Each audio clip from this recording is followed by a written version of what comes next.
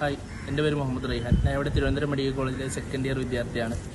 ഞാൻ plus two കഴിഞ്ഞപ്പോൾ ഉടനെ തന്നെ നീറ്റ് എഴുതി കിട്ടിയ വ്യക്തിയാണ്. എനിക്ക് ആദ്യമൊക്കെ ഈ പ്ലസ് ടു പഠിത്തവും നീറ്റ് പഠിത്തവും തമ്മിൽ മാനേജ് ചെയ്ത് കൊണ്ടുപോകാൻ ഭയങ്കര പാടായിരുന്നു.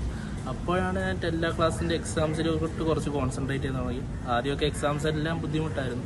പിന്നെ എഴുതി വരുമ്പോൾ അതിൻ്റെ അനുസരിച്ച് ഇമ്പ്രൂവ് ആയി വന്ന ഒരാളാണ്. ഈ ചില എക്സാംസ് വളരെ അത് എഴുതിയത് കൊണ്ട് മാത്രം എനിക്ക് ഒരുപാട് നേട്ടങ്ങൾ ഉണ്ടാകാൻ പറ്റി.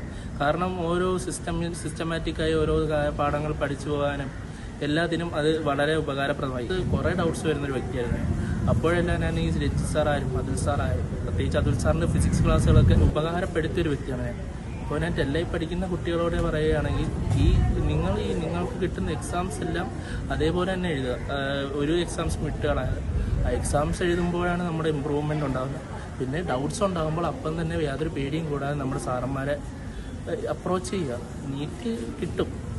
ആ ഒരു മെൻറ്റാലിറ്റിയിൽ പോയി തന്നെ കിട്ടും.